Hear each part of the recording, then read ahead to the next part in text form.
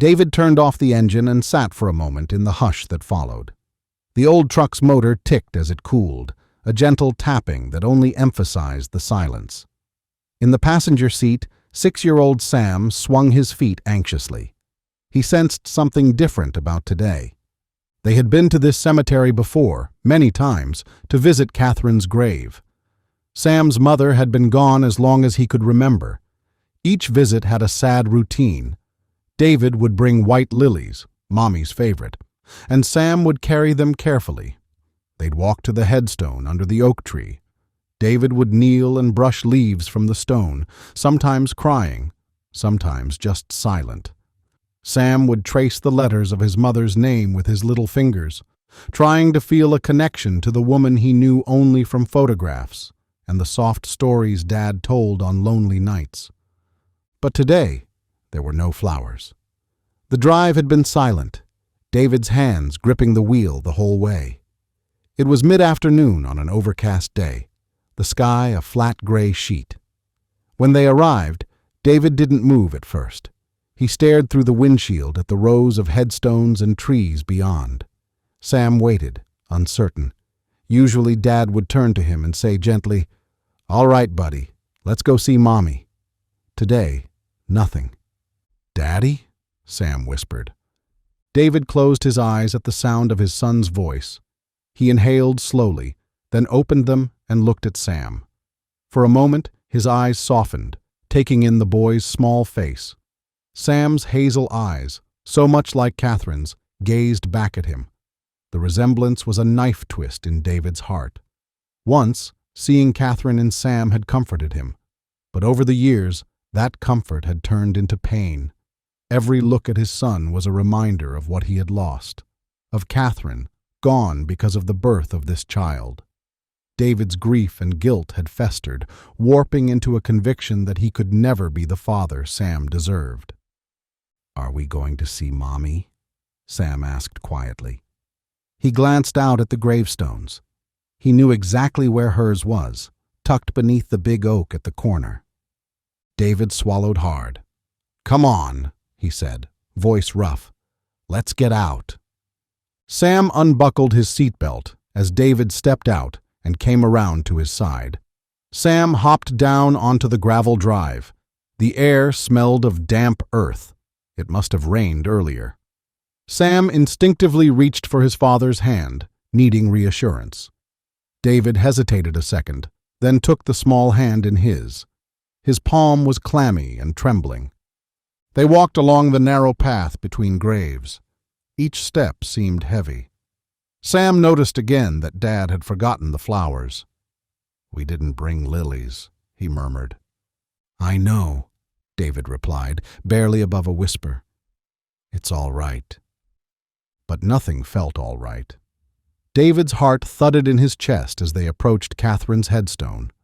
It was a modest gray granite slab etched with her name. Catherine Marie Walker, beloved wife and mother, 1989 to 2019. A wreath of dried wildflowers leaned against it, left by someone weeks ago. In front of the stone lay a small stuffed rabbit, its fur matted from weather. Sam had left it on their last visit, a present for Mommy. Seeing it now, rain-soaked and alone, made the boy's chest hurt. He let go of his father's hand to pick it up. "Bunny got all dirty," Sam said, brushing leaves off the toy. He looked up at David. "Maybe we can clean him and bring him back next time?" David didn't seem to hear. He was staring at Catherine's name on the stone, his face ashen. Sam's innocent suggestion broke the trance. "Sam," David said, voice cracking as he finally spoke his son's name. He crouched down, one knee sinking into the damp ground so he was eye level with the boy. Sam hugged the soggy stuffed rabbit to his chest and peered at his father's face. Something was terribly wrong. Dad's eyes were shiny with tears, his expression twisted in a pain Sam didn't understand. "Daddy, are you okay?" Sam whispered. David opened his mouth, but no words came out at first. He reached to rest his hands on Sam's little shoulders. The boy's jacket was a bit big on him, making him look even smaller and more vulnerable. David's fingers trembled as he held on, like a man clutching a lifeline. "I'm sorry, Sammy," he managed at last, his voice strangled. Sam's stomach flipped with fear. Sorry for what? David drew a shuddering breath. How could he possibly say this? How to explain to a 6-year-old something even he couldn't fully explain to himself? His vision blurred with tears. I can't take care of you anymore." He blurted the words out quickly, as if it would be less painful that way. But hearing them, Sam felt as if the ground had dropped beneath him. He shook his head, not comprehending. "What do you mean? We can go home after this." David squeezed his eyes shut, tears escaping down his cheeks. I'm not good enough to be your dad," he choked. "I can't do it, Sammy. I'm not strong enough." Sam's heart began to pound. He clutched his rabbit tighter. "No, Daddy, I'll be good. I promise I'll be so good. Don't say that." His voice quivered with panic. "This isn't about you being good," David said, anguish in every word. "It's me. My fault. I never wanted—" He stopped himself, voice breaking. Sam stared at him, confusion mixing with terror. What was happening? Why was Daddy talking like this? "Never wanted what?" he asked in a tiny voice. David's face crumpled. The truth he'd buried for years was trying to claw its way out. He had never wanted to have Sam. He'd been afraid from the start, and Catherine's death had only cemented that dark feeling. The guilt of it had eaten him alive. Now here he was, about to commit the ultimate betrayal of that beautiful boy and of Catherine's memory. He felt as though he might die from the pain of it. "I'm sorry," he whispered again. He released Sam's shoulders and stood abruptly, wiping his wet face with the back of his hand. He couldn't say the rest, but he had to. It was cruel, but he had to. Sam stumbled back a step, his legs unsteady. "Daddy?" He looked at the car, then back at his father. A horrible realization was dawning on him. David's eyes were fixed on the grave for a moment. "Catherine, forgive me," he murmured to the stone, voice trembling. Then to Sam, he said in a ragged rush, "I'm sorry, but I can't be your father anymore. You'll have to stay here now. With Mommy." Sam's mind couldn't process the words. Stay here? At the cemetery? Understanding came slowly, like ice spreading through his veins. "No," he whimpered. "No, Daddy, please." David's resolve was hanging by a thread. He had to do this quickly, or he'd lose what little nerve he had. He stepped backward, toward the path. "I'm sorry," he said once more, voice hollow and distant. Suddenly Sam hurled himself forward and wrapped his arms around his father's leg, clinging with all his might. "Please don't go, Daddy. I'll be good. I promise," he sobbed. "Don't leave me. Please." Each desperate word from his son cut David to the core. His vision swam. For an instant he wavered. He could pick Sam up, take it all back, go home and then what? Continue being a hollow shell of a father, slipping further into darkness? He believed in that moment that Sam would be better off without him, perhaps taken in by someone who could care for him properly. He convinced himself this was a twisted kind of mercy. With shaking hands, David pried Sam's small arms from his leg. "I love you, Sammy," he said, voice trembling violently. "Always remember that." It was perhaps the truest thing he'd ever said. In spite of everything, he loved this little boy. But that love was tangled up with so much grief and guilt that he could no longer carry it.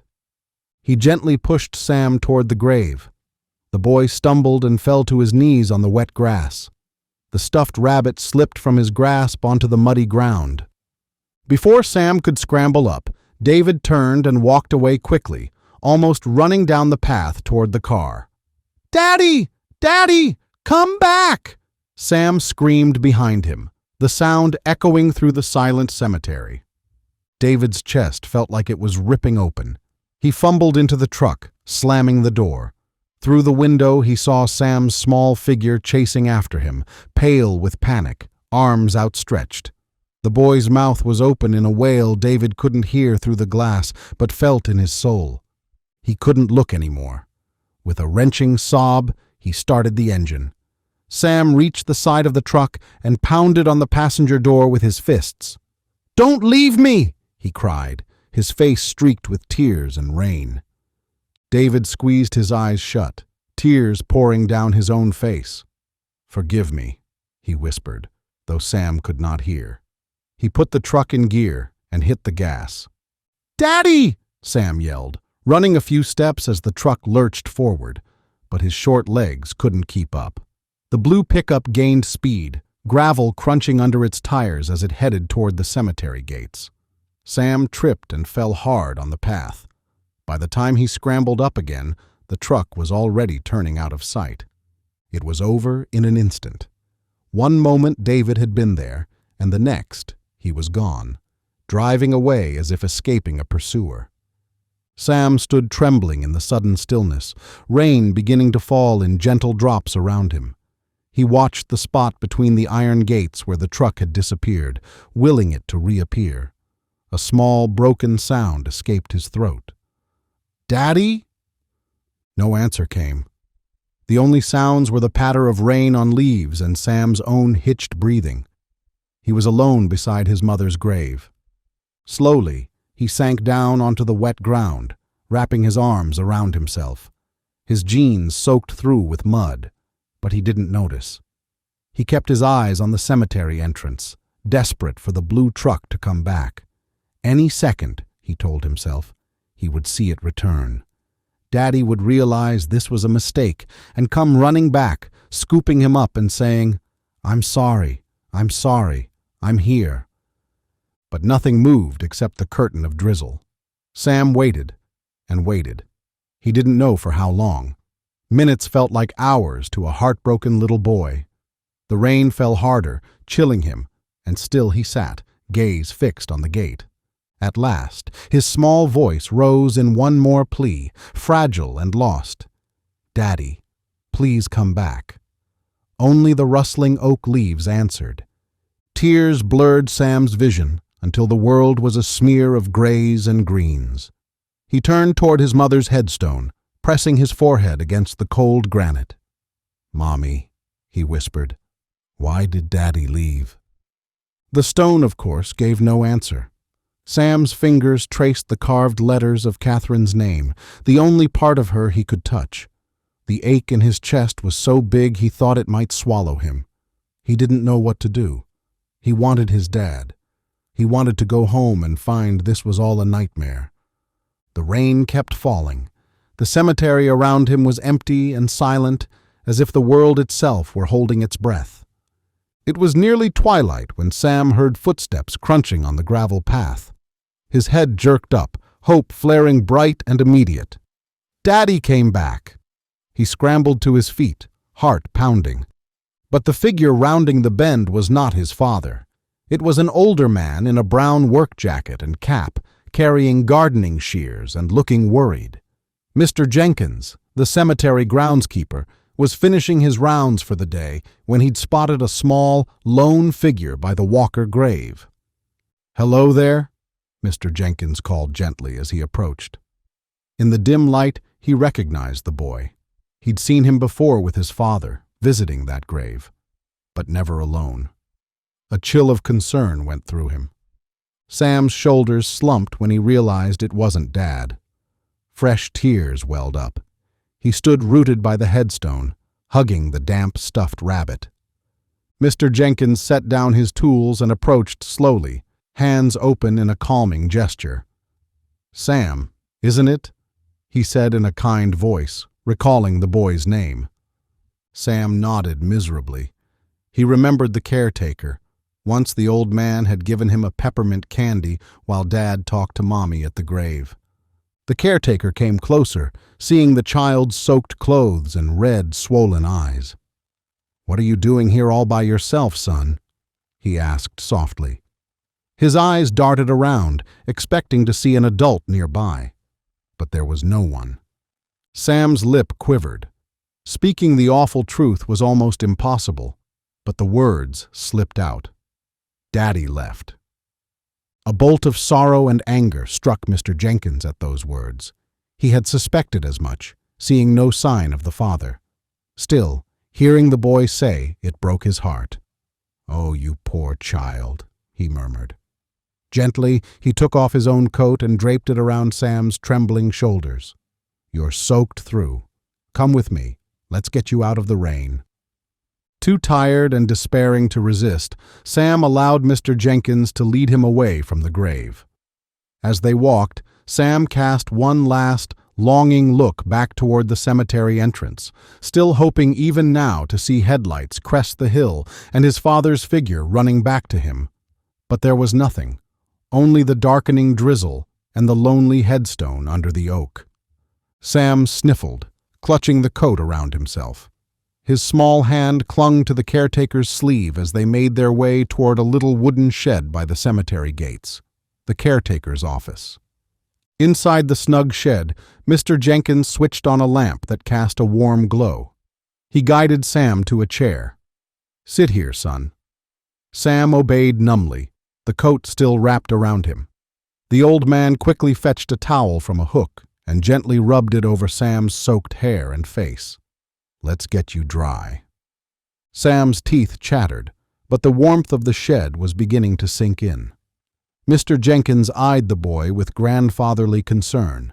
He needed to alert the authorities, of course, but first he wanted to soothe the frightened child. "I'm going to call someone who can help, all right?" he said, picking up the phone on his desk. "Everything's going to be okay." Sam didn't respond, eyes distant and blank. He sat gripping his rabbit, staring down. Within minutes, the wail of sirens approached. Red and blue lights flickered through the shed's rain-spattered window. 2 police officers, one male, one female, hurried through the cemetery gate toward the office, having been directed there by Mr. Jenkins' call. The female officer stepped in first. She took in the scene quickly. A drenched little boy, pale and shivering, and the grave caretaker hovering protectively. She approached slowly, crouching to Sam's level. "Hi, sweetheart," she said softly. "I'm Officer Rosa Hernandez. What's your name?" "Sam," he whispered. "Hi, Sam. Are you hurt at all?" Rosa asked, scanning him for injuries. He shook his head. Physically, aside from a scrape on his palm, he was unharmed, but his eyes were full of hurt. Rosa offered a gentle smile. "I'm glad you're okay. We're here to help, all right? Can you tell me where your dad is?" Sam's throat tightened. He looked down. He left. In the truck." Officer Hernandez exchanged a quick, somber glance with her partner behind her. They'd guessed as much, but hearing it confirmed was jarring. "Okay," she said softly. "Do you know your grandma or grandpa's name? Or anyone we can call for you?" Sam sniffed, remembering through the haze of fear what Dad had said about Mommy's parents. "Grandma Margaret," he managed. "She lives in Fairview." He didn't know the number by heart, but it was a start. "That's good, Sam," Rosa said encouragingly. She rose and nodded to Mr. Jenkins, indicating he'd done well to call. "We'll take it from here." Soon, Sam was bundled into the back of the patrol car, too exhausted and scared to speak. The officers drove through the dark, reassuring him that he was safe and that they'd find his grandma soon. In the car's warm cocoon, Sam's shivering eased. He stared out the window as they pulled away from the cemetery. Through the blur of rain on the glass, he glimpsed Mr. Jenkins standing under the shed's light, watching with a worried expression. Sam felt a surge of gratitude for the kind old man, but it was drowned out by the hollow ache in his chest. He huddled in the back seat, silent except for an occasional sniffle. The officers spoke softly into their radio, coordinating with dispatch to locate a number for Margaret Owens in Fairview. Sam only half heard their words. He kept thinking of the last sight of his father's truck disappearing and wondering if Daddy was really gone for good. Did I do something bad? He wondered. Is that why he left me? At the station, Officer Hernandez wrapped a dry blanket around Sam's shoulders and guided him inside. The lights were bright and buzzing. The unfamiliar environment made Sam shrink into the blanket. Rosa led him to a small break room and handed him a steaming cup of hot chocolate. "Careful, it's a little hot," she said kindly. Sam's hands curled around the warm cup. He took a tentative sip. Sweet warmth flooded his mouth. He realized dimly that he was very hungry and cold. As he sipped, Officer Hernandez sat beside him, not pressing him to talk. Her presence was calm and reassuring. Before long, another officer poked his head in. "We got hold of the grandparents. They're on their way," he said quietly to Rosa. She nodded and turned to Sam with a soft smile. "Your grandma and grandpa are coming to get you, Sam." He blinked up at her.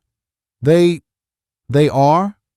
He knew Grandma Margaret and Grandpa Robert, though he hadn't seen them in a while. A faint memory stirred of Grandma's warm hugs and Grandpa's deep laugh. "That's right. They're driving over right now," Rosa confirmed. Sam bit his lip. He was relieved someone was coming, but it wasn't who he truly wanted. "Why isn't Daddy coming?" The thought screamed inside him. His eyes dropped to the ragged rabbit in his lap. He squeezed it tight. Rosa seemed to sense his turmoil. She gently patted his blanketed shoulder. "You're doing really well, kiddo. Your grandparents will be here soon. You just rest until then, okay?" Sam nodded silently and rested his head against the back of the sofa. The adrenaline of the evening was fading, leaving him drained. Surrounded by warmth and relative safety now, his body gave in. Within a short time, despite his spinning thoughts, Sam fell into a light, troubled sleep on that police station sofa, the empty cup of cocoa beside him and the stuffed rabbit clutched to his chest.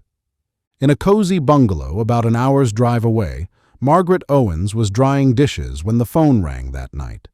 Her husband, Robert, muted the television and glanced toward the kitchen, concerned at who could be calling so late. Margaret answered, already uneasy. "Hello? Mrs. Owens? This is Officer Rosa Hernandez with the Millstone Police Department." Hearing those words, Margaret's heart lurched into her throat.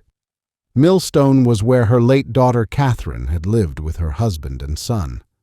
Why would the police be calling? "Yes, this is she," Margaret said, voice tight with worry. Robert had risen from his chair, moving close to listen. The officer continued gently. "Ma'am, your grandson Sam is here with us. He's safe, but it looks like he was left alone at Green Hill Cemetery. We've been able to reach you as his nearest family." For a second, Margaret couldn't breathe. "Sam? At the cemetery? Alone?" she echoed, her voice sharpening with shock. She gripped the countertop. "Where is David? Where's my son-in-law?" "We haven't located his father yet," Officer Hernandez said carefully. "A groundskeeper found Sam and called us. We've taken him to the station and he's all right, just scared. He gave us your name. Would you and Mr. Owens be able to come pick him up?" "We'll be there right away," Margaret replied instantly. Her mind raced, refusing to fully accept what she was hearing. David missing, Sam abandoned at Catherine's grave? It was unthinkable. And yet, deep down, she had feared something like this might happen ever since Catherine died. "We're on our way," she repeated firmly. After hanging up, Margaret grabbed her purse and coat in a rush. Robert was already at the door, keys in hand, face grim. Neither spoke as they hurried to the car. The drive to Millstone was a blur of rain-slicked roads and racing hearts. "What exactly did they say?" Robert asked quietly once they were on the highway, though he'd heard enough to piece it together. "Sam was at the cemetery. Alone," Margaret replied, anger and disbelief warring in her tone. "David wasn't there. They can't find him." Robert muttered something under his breath, jaw clenched. That fool. If he really left the boy. Margaret closed her eyes briefly, trying to control the mixture of fury and anguish inside her. "Let's focus on Sam," she said. "We have to get him safe first. We can deal with David later." Rain lashed against the windshield as they drove. Margaret silently prayed, "Please let Sam be all right. Give me strength to comfort him. And if David truly did this, give me strength to not wring his neck." Just past 9 p.m., they arrived at the small Millstone police station. They hurried inside together, rainwater dripping from their coats. A desk sergeant guided them to a back room. There, on a sofa under a soft blanket, was Sam. The moment Margaret saw her grandson's tear-stained, sleeping face, she let out a breath she didn't realize she'd been holding. "Oh, my sweet boy," she whispered. She rushed to the sofa and knelt, touching Sam's shoulder gently. "Sam, darling, Grandma's here." Sam stirred, eyes blinking open, disoriented. When he saw his grandmother's familiar face, his lip quivered, and he launched himself at her. Margaret pulled him into her arms, blanket and all. He was so small and light, shaking like a leaf. Behind them, Robert placed a steadying hand on Sam's back and then on his wife's shoulder, surrounding them both. Sam clung to Margaret, sobbing into her shoulder. "Grandma, he left me. Daddy left me," he managed between cries. Margaret's own tears fell freely now. She held him tight, rocking slightly. "I know, baby. I'm here now. We've got you. You're not alone anymore," she soothed, her voice fierce with love. Robert crouched and wrapped his arms around them both, his broad hand cradling Sam's head.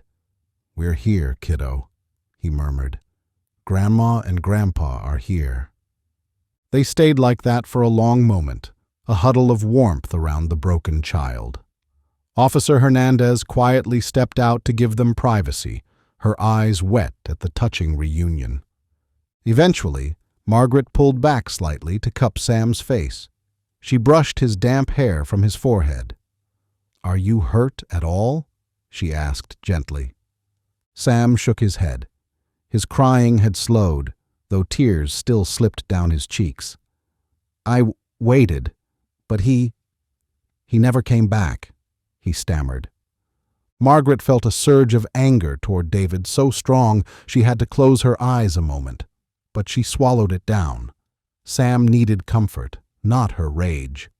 "You did nothing wrong, Sammy," she said firmly. "None of this is your fault, do you hear me? Your daddy, he was very wrong to leave you, but we're going to take care of you now." Sam nodded, hiccuping. "Don't leave me," he whispered, looking at both grandparents with fearful eyes. "Oh, sweetheart, never," Margaret said, hugging him again. "We're taking you home with us right now. You're safe with us." By this time, a couple of officers had gently approached, needing a few signatures and basic information from the Owens. Robert stood to handle most of it, his voice terse and controlled as he spoke to the sergeant. Margaret refused to let Sam go even for a moment. She kept him on her lap as she sat on the sofa, stroking his back under the blanket. Through the open door, she heard snippets of the officer's conversation with Robert. Words like, "report," "search for Mr. Walker," "child abandonment investigation." Each one knotted her stomach further. She caught Robert's eye. He was clearly barely containing his anger. She gave a small shake of her head. "Later," her look said. "Deal with that later. Right now. Saturday." Robert understood. Finishing the paperwork, he thanked the officers stiffly. Officer Hernandez returned with a plastic evidence bag. "We thought Sam might want this back," she said softly.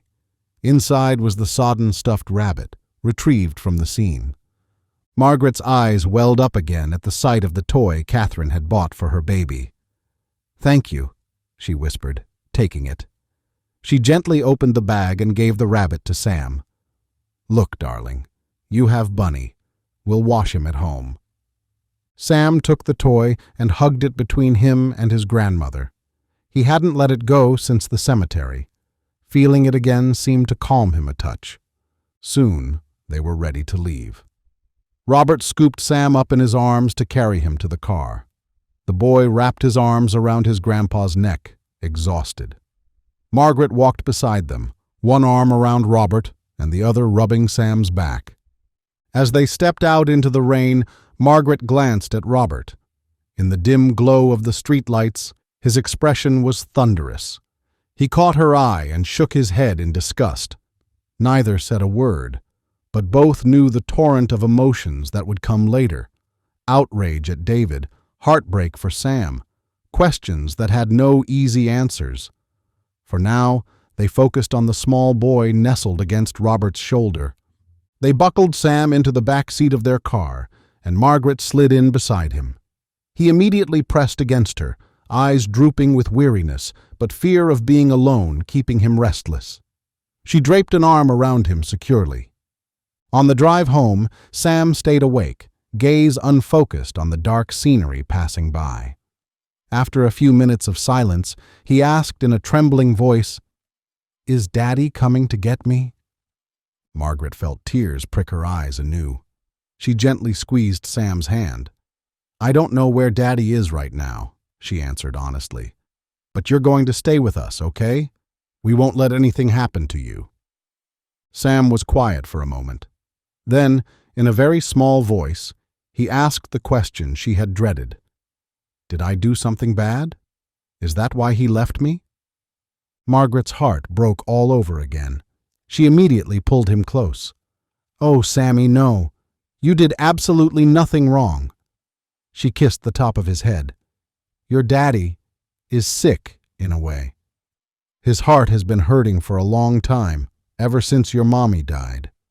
Sometimes when grown-ups are hurt or confused, they do terrible things that make no sense. But that is never because of anything a child did. Your daddy leaving is not your fault." Sam pressed his wet face into her blouse. "Mommy died because of me," he mumbled. "If I hadn't been born, she'd still be here, and Daddy wouldn't be sad." Margaret gasped softly and leaned back to look at him, stricken. "Who told you that?" Sam sniffled. "Nobody. But she died when I was born. I thought maybe it was my fault." Margaret gathered him in her arms again, rocking. "Oh, my darling, no. Your mommy had something happen that nobody could control. It wasn't because of you. In fact, you were her little miracle. She loved you so much. She wanted you to be born more than anything, and she would never blame you for what happened." Sam peered up at his grandmother, eyes round and searching. "Really?" "Really," Margaret said. She exchanged a glance with Robert, who was listening silently while driving. His eyes were glistening too. "You know," Robert added gently, "I was there when you were born. The first thing your mommy said was how beautiful you were. She loved you completely from the second she saw you." Margaret nodded. "She made us promise that if anything ever happened to her, we'd always take care of you and make sure you knew how loved you are." Her voice caught, remembering her grieving daughter's earnest, unspoken plea that day at the hospital. Catherine hadn't known she was making her last wish. Sam absorbed their words. The tension in his small body eased a bit. He still looked sad, but some of the guilt and doubt seemed to lift. "Grandma, do you think Daddy misses me?" he asked softly after a while. Margaret felt torn. How to answer that? She believed David did miss and love his son deep down, but his actions said otherwise. "I think he does," she said carefully. "But like I said, he was very hurt and not thinking right. What he did was very wrong. People can love someone and still hurt them badly when they're not well." Sam accepted this quietly. He leaned against his grandma, worn out. Before they'd even reached home, he fell into an exhausted sleep, one small hand clutching Margaret's sleeve as if to make sure she wouldn't vanish too. Margaret and Robert got him inside, dried him off, and tucked him into the soft twin bed in Catherine's old childhood room, a room now made up for Sam. Though it was nearly midnight, Margaret sat by his side for a long time, watching him breathe, smoothing his hair whenever he stirred from a bad dream. In the doorway, Robert stood watch too. At one point he murmured, "What are we going to do about David?" Margaret's mouth set in a hard line. "I don't know," she whispered. "But one thing's certain. Sam stays with us now." Robert nodded in firm agreement. There was no question. They would raise Sam, with or without David's involvement. In his opinion, David had forfeited any right to the child. Still, a flicker of worry crossed Robert's face. What if he comes back? Margaret looked down at the sleeping boy. The anger inside her was white-hot when she thought of David showing up again. "If he does, he'll have to answer to us, and to the law," she said quietly. "But let's not borrow trouble tonight." Robert squeezed her shoulder. "You should rest too. You've had a shock." "I will," she said. "In a bit." She just couldn't bring herself to leave Sam's side yet. That night, neither Margaret nor Robert slept much. They took turns checking on their grandson, unable to shake the image of him abandoned and soaked by Catherine's grave. In her heart, Margaret raged at David. How could you do this? How could you break this precious boy?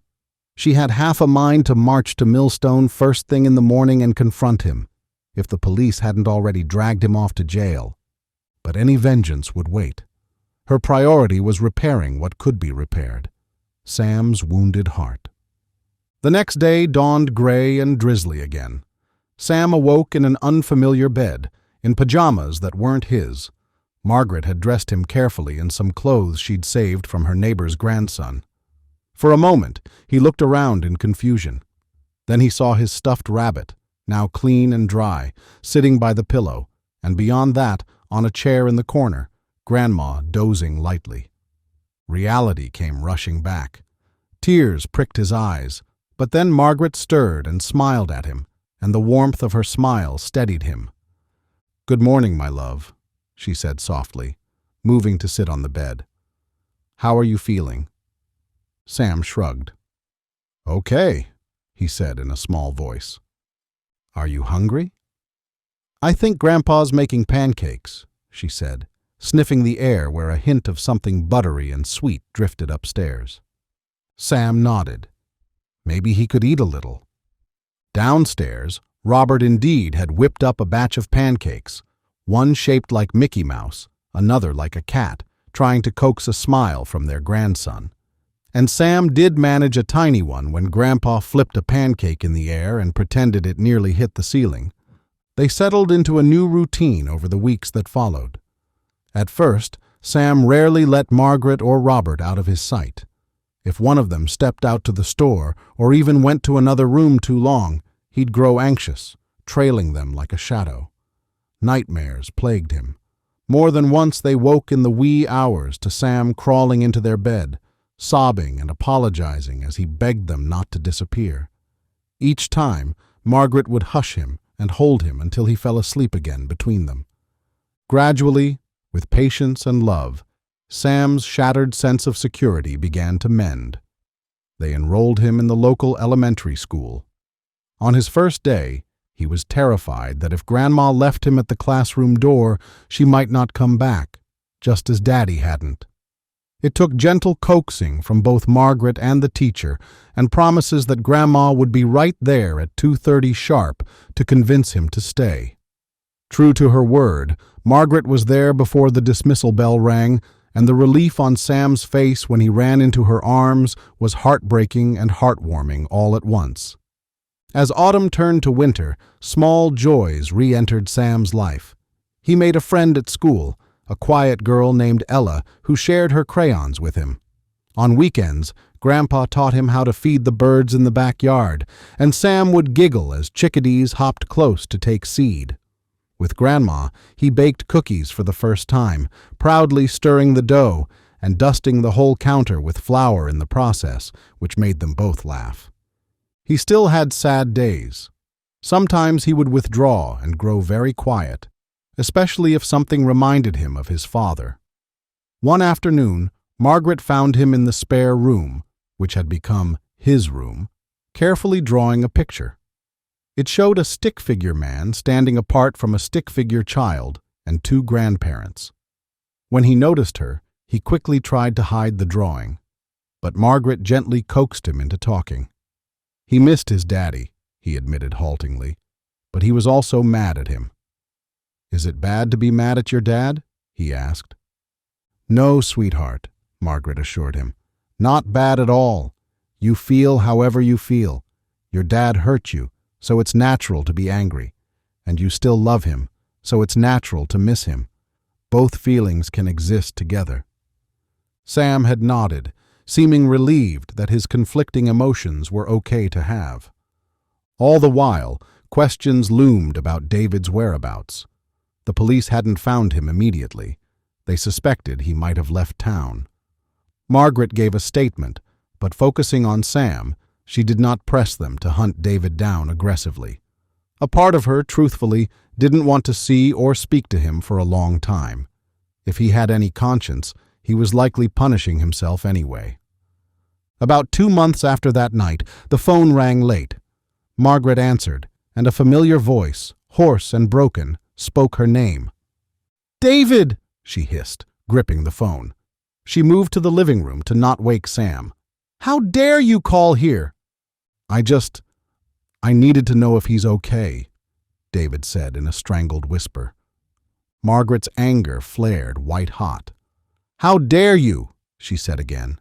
"Sam is safe with us. No thanks to you. Do you have any idea what you put him through?" On the other end, she heard David's breath catch. "I'm so sorry," he croaked. "I know that means nothing." "Nothing?" Margaret's voice rose. Then she forced it quiet. "David, he begged you not to go. How could you do that to him?" There was silence, then the sound of soft sobbing. David was crying. I'm sorry. I wasn't in my right mind, Margaret. I know I don't deserve forgiveness." Margaret closed her eyes, teeth clenched. Images of her grandson's hollow eyes that first night swam before her. "No, you don't," she said bluntly, but then her voice softened a fraction. "He's a little boy, David. Your little boy, and you broke his heart." David's sob on the line nearly undid her resolve. "I know," he whispered. "Please, just tell me. Is he okay? Does he hate me?" "He's recovering," Margaret said after a moment. "He doesn't hate you, but he's badly hurt and confused. We're giving him as much love as we can." "I'm glad," David said. "Thank you for taking care of him." Margaret was quiet for a long time, battling conflicting emotions. She had loved David once like a son, for Catherine's sake, and even after Catherine's death she'd tried to support him. She knew how much he'd been hurting, but that was no excuse for what he'd done. "You listen to me," she finally said, voice low and firm. "Get yourself together, David. If you ever expect to be in Sam's life again, you have to fix yourself, because I will not let you hurt him again. Do you understand?" "Yes," he agreed weakly. I'm getting help. I swear I am. I won't show up and upset him until I'm better. I just wanted to hear he's all right." Margaret's anger ebbing into weary sorrow, she sighed. "He's all right. We're taking good care of him." A pause. Then David added in a broken plea, "Please tell him I love him. Even if he never wants to see me again, please tell him that." Margaret's throat tightened. "I'll tell him," she said softly. "Not now. He's too young to grasp it. But when the time is right, I'll tell him." "Thank you," David whispered. His quiet crying continued on the line. Margaret sat in silence, tears in her own eyes now. This man had been her daughter's great love, and once a decent father until grief ruined him. How tragic it all was. After a moment, she steeled herself. "We will raise him, David. He's safe. Focus on making yourself someone worthy of that boy, if you ever want a chance to put things right." "I will.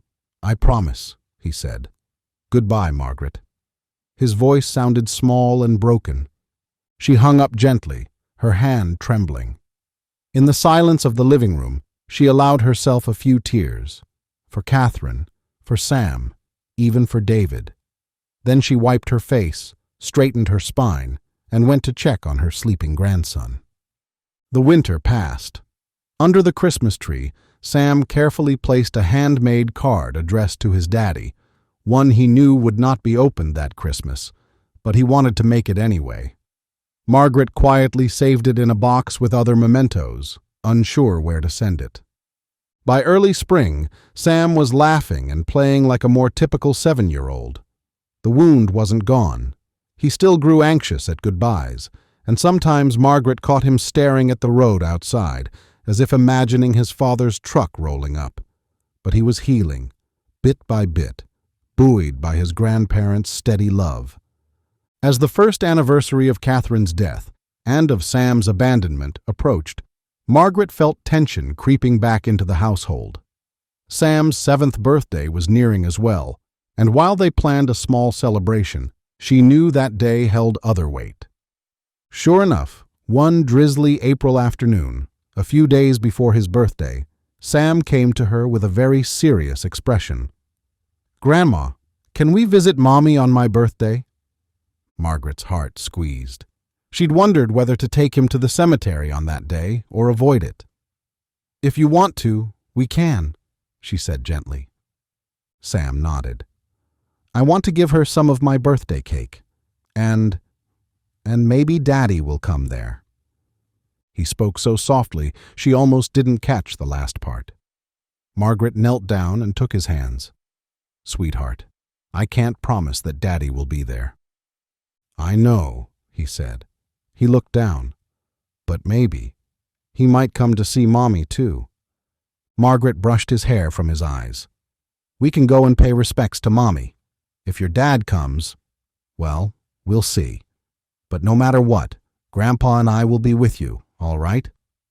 "Okay," Sam agreed. That night, Margaret told Robert about the conversation. He frowned deeply. "What if David does show up? You think he'd dare?" "He might," Margaret said, looking toward the quiet rain outside. "He sounded like he was trying to get better, and he'll be thinking of Catherine that day, surely." Robert huffed but nodded. "We'll be civil for Sam's sake, but I won't let the man hurt him again." "Nor will I," Margaret agreed. And so, on the morning of Sam's 7th birthday, they celebrated quietly at home with pancakes and presents. New crayons, a baseball glove, a picture book. Sam smiled and thanked them, but he was distracted, glancing at the clock frequently. By late afternoon, the rain had tapered to a light mist. Margaret packed a basket with some sandwiches and a thermos of hot tea. She also brought a little cupcake with a candle, thinking maybe Sam would like to have a mini birthday moment with his mom. They drove to Green Hill Cemetery. Sam was very quiet in the back seat, hugging a paper bag on his lap that held something he refused to let Margaret carry. She suspected she knew. He'd made a peanut butter and jelly sandwich that morning for a picnic, he said. Now she realized it was likely for his father. Robert pulled to a stop near Catherine's grave. The early spring air was cool and damp. Together, they walked down the now familiar path under budding oak branches. Sam held both his grandparents' hands tightly, the paper bag swinging from his wrist. They reached the familiar plot under the old oak. Margaret's breath caught as she noticed something unexpected. A bouquet of fresh white lilies lay against Catherine's headstone, droplets of rain glittering on the petals. She hadn't placed them. Before she could comment, Sam tugged her hand. "Grandma, look." He pointed. A short distance away, partly behind the oak's trunk, stood a man. David. He looked thinner, his hair a bit longer, and his clothes hung looser on him, but it was unquestionably him. He hovered uncertainly, having stepped back upon seeing them approach. In his hand was the cellophane wrapping from the lilies he must have brought. For a moment, everyone was still. Margaret's pulse quickened. She felt Robert tense beside her. Sam stared, his eyes huge. "Daddy?" Sam whispered, barely daring to believe it was him. At the sound of his son's voice, David took a faltering step forward from behind the tree. "Sam," he said, voice hoarse. He looked at the boy, so big compared to the last time he'd seen him, healthy and whole, and his throat tightened.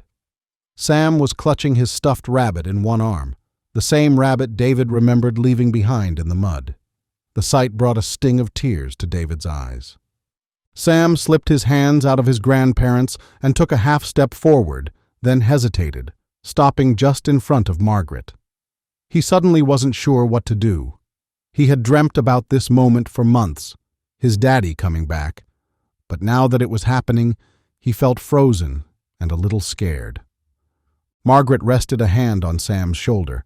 Her own emotions were swirling: anger, relief, apprehension. She had promised civility, but her guard was up. "David," she greeted evenly, her voice cool. Robert's face was stony. He said nothing, standing protectively near Sam.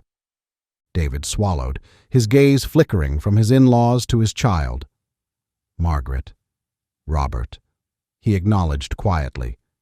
Then his eyes fixed on Sam, drinking in every detail: how his hair had grown out a bit, the freckles on his cheeks, the wary hope in his expression. David's eyes welled. "Hi, Sammy," he said, almost a whisper. Sam opened his mouth, but no sound came. He looked to his grandmother, as if for guidance. Margaret squeezed his shoulder gently. "It's all right, sweetheart. If you want to talk to him, we're right here," she said softly. Sam nodded, stepping just a bit farther forward, still well within arm's reach of his grandparents. He focused on David, eyebrows pinched in a mix of longing and hurt. "Daddy, are you back?" he asked, voice trembling on the last word. David's composure shattered. He took another step closer, palms open, tears sliding down his face now. "I'm here," he said thickly. "I'm so sorry, Sam." At that, Margaret saw Sam's lower lip quiver. The boy took a big breath, as if gathering courage. In a rush, he asked, "Why did you leave me?" The question hung in the damp air. Even the birds seemed to pause their songs. David shut his eyes, pain creasing his face. When he opened them, he stepped closer until he was only a couple of yards from Sam. He dropped to one knee on the grass, not caring that it soaked through his pant leg. He wanted to be eye level with his son. "Because I was broken, honey," David said, voice raw. "Because I was so messed up inside after Mommy died that I couldn't think straight. And I thought you might be better without me. I was wrong. I was terribly, terribly wrong." He reached a hand out slightly, but not all the way, not wanting to scare Sam. "Leaving you was the worst mistake of my life. Not a day has gone by that I haven't regretted it." Sam's eyes searched his father's face. He saw the tears, the earnest anguish. This was the dad he remembered from before Mommy died, the one who sometimes cried but always with love, not the distant, haunted man of that terrible day. Sam's own tears overflowed. I thought you didn't love me anymore," he admitted in a small, broken voice. A soft cry escaped David. He moved forward on his knees an inch. "Sam, I have always loved you," he said. "Always. My love for you never stopped, not even when I was at my worst. I left because I felt I was a bad father, and you'd be better off. But I see now how wrong I was. I'm so sorry I made you feel unloved. You are so loved, my boy." Sam swiped at his eyes with his sleeve. "I missed you so much," he confessed, voice hitching. David pressed a hand against his own chest, as if to steady his heart. "I missed you too, buddy. More than I can say. I've been getting help. I'm trying to be better. I know I don't deserve it. But if you can ever forgive me and want me around, I'll spend the rest of my life making it up to you." Margaret bit her lip, feeling tears on her own cheeks. Robert cleared his throat, emotion thick in his eyes despite his stern stance. Sam wavered where he stood, the stuffed rabbit dangling from his grip. Slowly, he took a step toward his father, then another. He stopped just in front of David. David looked up at him, breath almost held. Gently, tentatively, he asked, "May I hug you?" Sam answered by closing the final gap and throwing himself into his father's arms. A sob of relief and sorrow broke from David as he wrapped his arms tightly around his son. He pressed his face into Sam's small shoulder. "Oh, Sammy," he choked out. "Thank you. Thank you." Sam clung to his father, eyes closed, face against David's neck. In that embrace was every ounce of longing, fear, and love he'd held inside for the past year. David held him as if he'd never let him go again, tears of gratitude pouring down. Behind them, Margaret brought a hand to her mouth, her own tears flowing freely. Robert put an arm around her, squeezing her to his side as he discreetly wiped his eyes with his other hand. After a long moment, Sam leaned back slightly in David's arms. "I made you a sandwich," he said earnestly, remembering the paper bag he'd dropped when he ran to his dad. "It's over there, in case you were hungry." It was such a childlike, generous offering that David's heart nearly broke anew. He stroked Sam's hair, a tender smile trembling on his lips. "Thank you, buddy. We'll get it in a minute. I'm sure it's delicious." Sam managed a watery smile of his own, then his face turned serious. Are you gonna come home with us now?" he asked. A flash of worry crossed his face. Or do you have to go away again?" David felt a lump in his throat. He looked up at Margaret and Robert questioningly, not wanting to overstep. Margaret stepped forward, laying a gentle hand on Sam's shoulder. She looked at David with measured eyes. "If you're truly prepared to be here for him, we can talk about the arrangements," she said. Her tone was calm, though a bit guarded. "I am," David affirmed quickly. He slowly stood, keeping a hand on Sam's back, as if afraid the boy might vanish if he let go. "I'll do whatever it takes. Whatever rules or conditions you need, I'll accept. I want to be in his life. I want to be his dad again, if you all will let me." Robert gave a curt nod. "It'll take time to trust you," he said honestly. "But seeing you here now, it's a start." Margaret's features softened as she looked at the way Sam had practically attached himself to his father's side. "Sam clearly wants you around," she said quietly. "So we'll work something out." Sam looked between the adults, hope blossoming on his face. "So Daddy can come home?" he asked eagerly. Margaret smoothed his hair. "He can come to our home for now," she said. "We'll all have dinner together, all right? We'll figure out the rest in time." Sam beamed and then remembered. My drawing. He darted back to pick up a somewhat crumpled paper from where he'd dropped the bag. He had worked hard on a drawing of their family, himself holding hands with Daddy, Grandma, and Grandpa, with an angel for Mommy smiling above. He pressed the drawing into David's hands, shyly awaiting his reaction. David unfolded the paper carefully. When he saw the figures labeled Me, Daddy, Grandma, Grandpa, and Mommy, Angel, his eyes welled up all over again. He traced the colorful crayon lines with a fingertip. "It's beautiful," he whispered. "I'll keep it forever." He cleared his throat and glanced heavenward at the angel figure. "Your mommy would love this." Sam slipped his hand back into his father's. I wanted her to know we're all still a family, he said softly. David knelt again briefly, pulling Sam into another hug. We are, Sammy, he murmured. We are a family. A different shape now, but still a family. Catherine's gravestone stood silently beside them, the lilies at its base giving off a gentle perfume. Margaret stepped closer to it and brushed her fingers over her daughter's name. In her heart, she spoke to Catherine. Our boy is going to be all right. We'll make sure of it. By the time they packed up to leave, the rain had entirely stopped and weak rays of evening sun peeked through the clouds. They walked back to the car together. Sam insisted on holding both his father's and his grandmother's hands as they went, almost skipping despite the emotional day. Before getting into the car, David paused and looked back at Catherine's grave one last time, the stone now dappled with sunlight beneath the oak. Thank you, he thought, directing it to Catherine's spirit, for their son, for this second chance, for the strength to come here today. I'll take care of him, I promise. Sam tugged his hand, climbing into the back seat. Sit with me, Daddy.